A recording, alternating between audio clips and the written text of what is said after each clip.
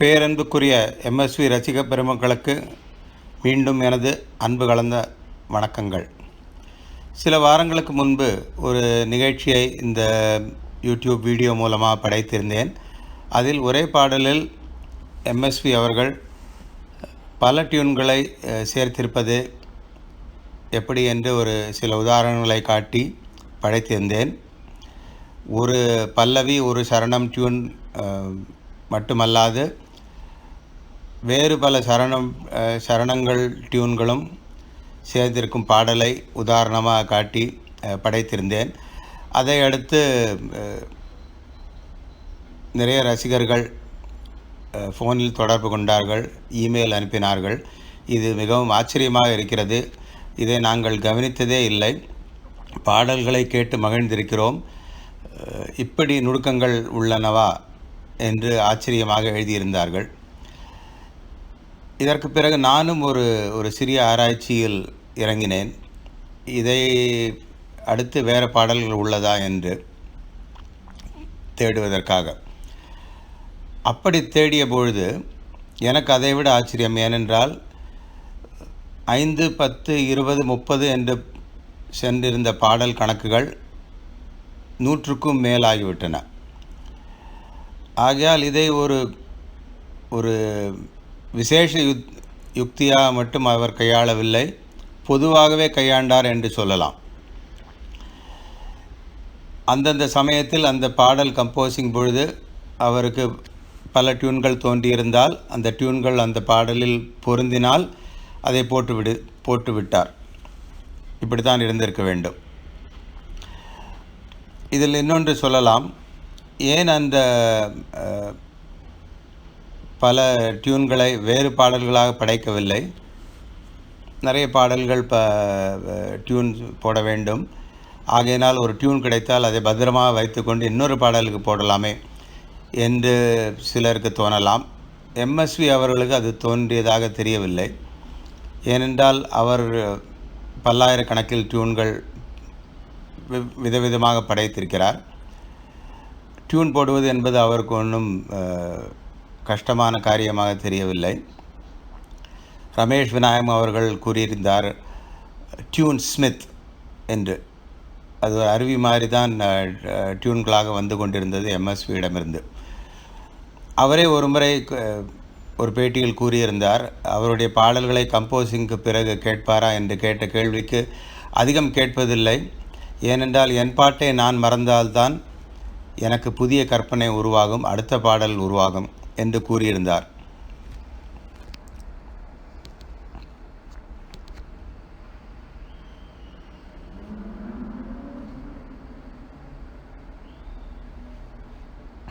இதுதான் அவருடைய ஒரு தொழில் ரகசியம் என்று கூட சொல்லலாம். அந்த வரிசையில் நான் வேறு சில பாடல்களை தேர்ந்தெடுத்திருக்கிறேன். இவை 2வது வரிசையாக இந்த யூடியூபில் படைக்கவிருக்கிறேன்.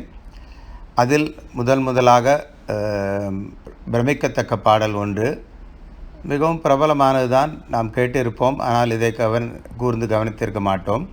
1964 வந்த பாடல். ஆகையினால் அதற்கு எத்தனை வயசாகிவிட்டது என்று நீங்களே எண்ணிக்கொள்ளலாம். அவளுக்கென்ன அழகிய முகம் என்ற சர்வர் சுந்தர பாடல். இதில் கிட்டத்தட்ட 4 டியூன்கள் உள்ளன. அவளுக்கென்ன அழகிய முகம் ஒன்று, ஹோ அழகு ஒரு மேஜிக் டச் அது ஒன்று, சிற்றிட என்பது முன்னழகு அது ஒன்று, அன்று காதலன் வந்தான் காற்றோடு. இப்படி 4 டியூன்கள். அது எல்லாமே ஒரே பாடலில் பொருந்தி இருக்கிறது. அந்த பாடலுடைய ஒருங்கிணைந்ததாகவே அமைந்திருக்கிறது.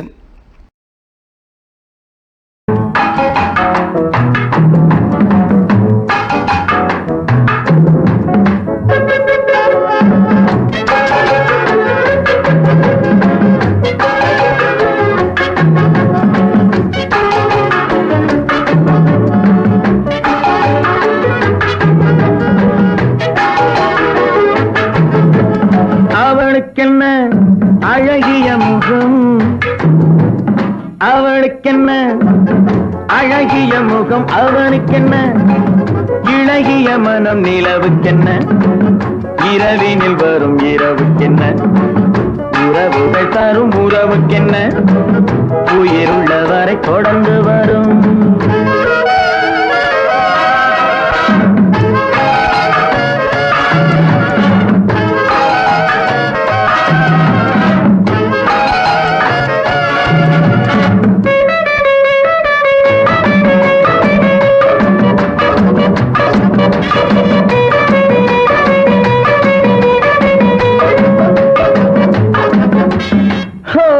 அழகு ஒரு மேஜிக் டச், ஆசை ஒரு காதல் ஸ்விட்ச். அழகு ஒரு மேஜிக் டச், ஆசை ஒரு காதல் ஸ்விட்ச்.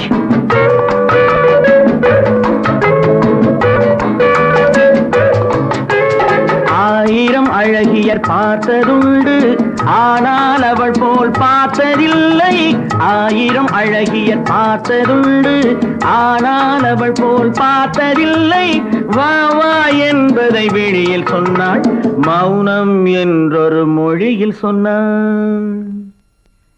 அவளுக்கென்ன அழகிய முகம், அவனுக்கென்ன இளகிய மனம், நிலவுக்கென்ன இரவினில் வரும் இரவுக்கென்ன உறவுகள் தரும் உறவுக்கென்ன உயிருள்ளவரை தொடர்ந்து வரும்.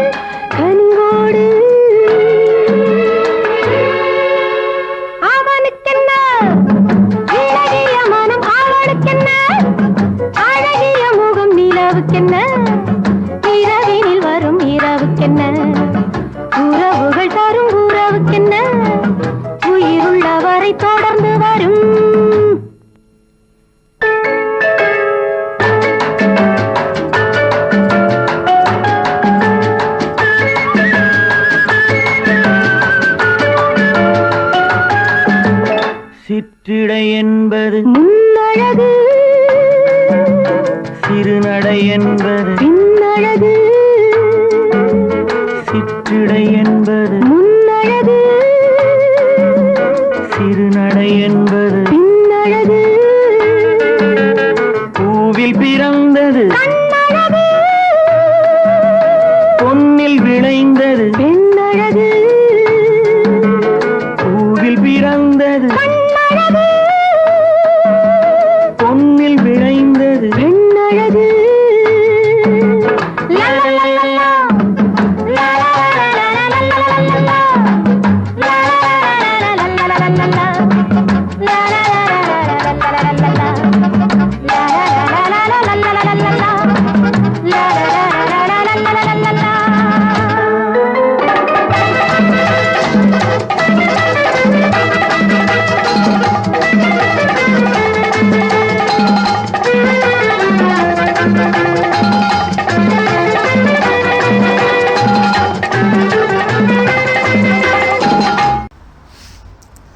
இனிவரும் பாடல் சற்று வித்தியாசமான படத்தில், வித்தியாசமான பாடல், வித்தியாசமான காட்சி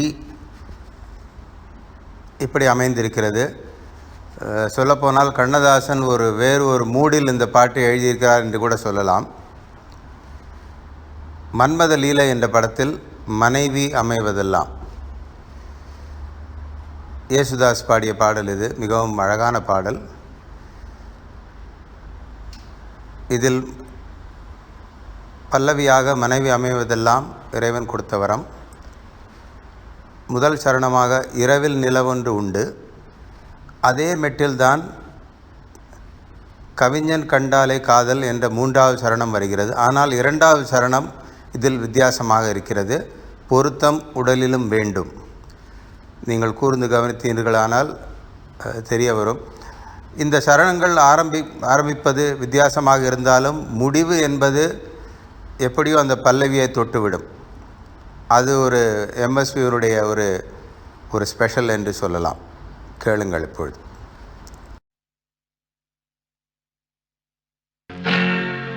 மனைவி அமைவதெல்லாம்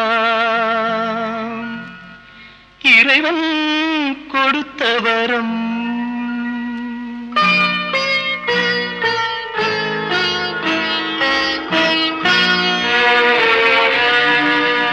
மனைவி அமைவதெல்லாம் இறைவன் கொடுத்த வரம். மனது மயங்கி என்ன உனக்கும் வாழ்வு வரும்.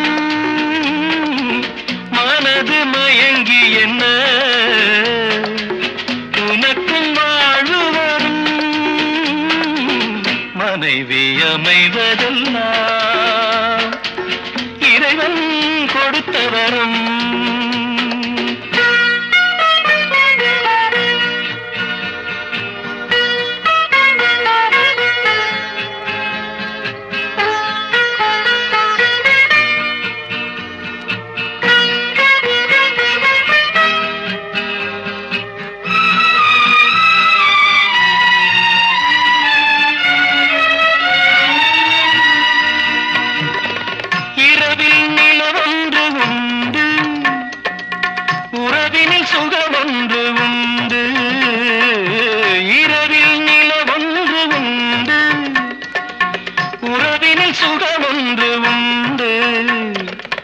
மனைவியின் கனவொன்று உண்டு. எனக்கது புரிந்தது இன்று. மனைவி அமைவதெல்லாம் இறைவன் கொடுத்த வரம். மனது மயங்கி என்ன உனக்கும் வாழ்வு வரும். மனைவி அமைவதெல்லாம் இறைவன் கொடுத்த வரம்.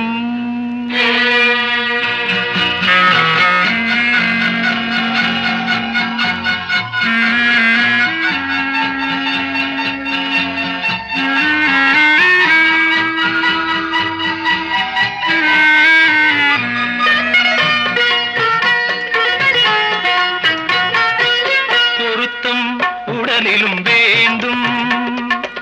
புரிந்தவன் துணையாக வேண்டும். பொருத்தம் உடலிலும் வேண்டும். புரிந்தவன் துணையாக வேண்டும். கணவனின் துணையோடு தானே காமனை வென்றாக வேண்டும். மனைவி அமைவதெல்லாம் இறைவன் கொடுத்த வரம்.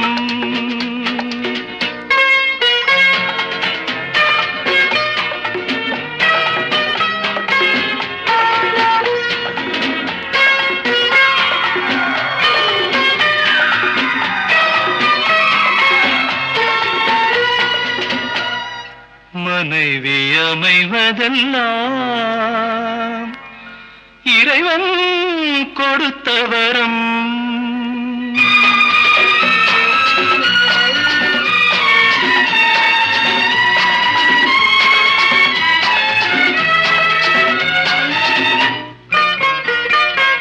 கவிஞன் கண்டாலே கவிதை, காண்பவன் கண்டாலே காதல். கவிஞன் கண்டாலே கவிதை, காண்பவன் கண்டாலே காதல்.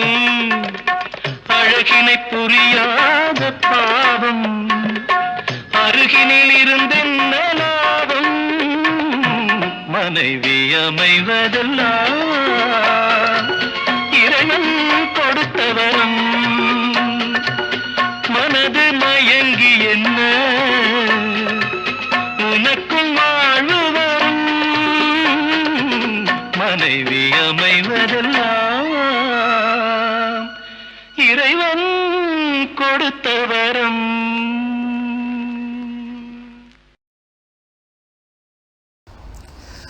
இன்னொரு மிக அருமையான பாடல் எங்கிருந்தோ வந்தால் திரைப்படத்தில் வரும் பாடல். இதில் ஆரம்பத்தில் நீங்கள் எல்லாம் கேட்டு ரசித்திருப்பீர்கள். சிரிப்பை வைத்து ஸ்வரப்படுத்தி 2 வரிகள் பி. சுசீலாம், டி. எம். சௌந்தரராஜன் பாடுகிற மாதிரி ஆரம்பிக்கும் பாடல் இது.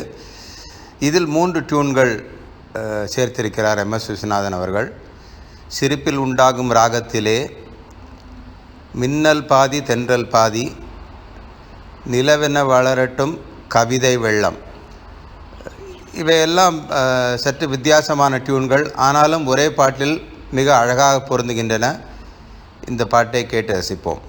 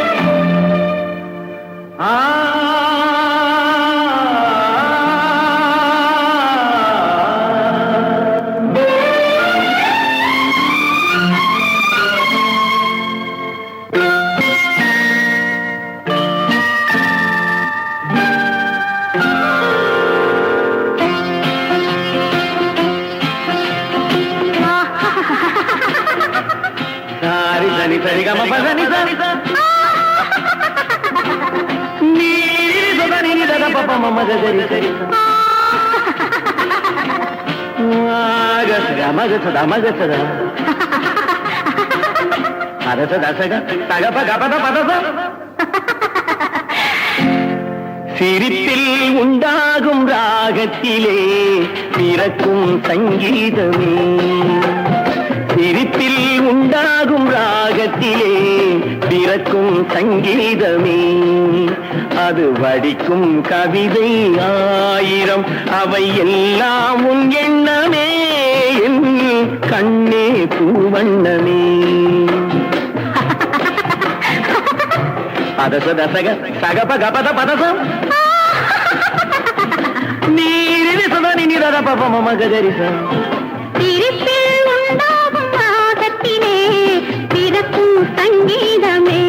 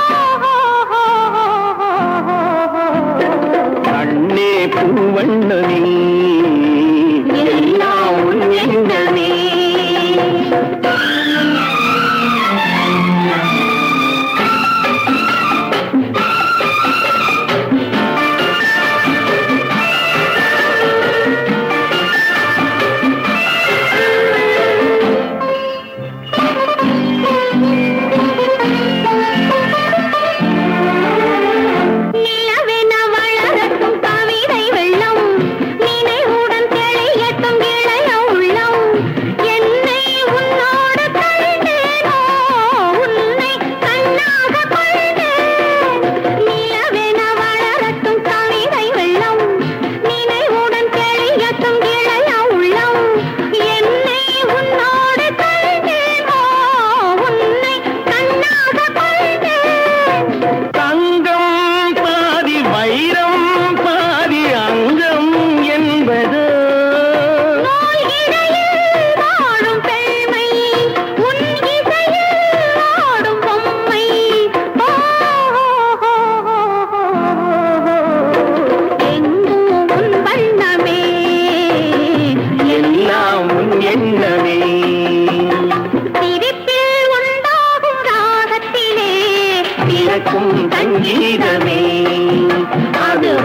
பாடும் கவிதை ஆயிரம் அவையெல்லாம் உன் எண்ணமே என் கண்ணே பூவண்ணமே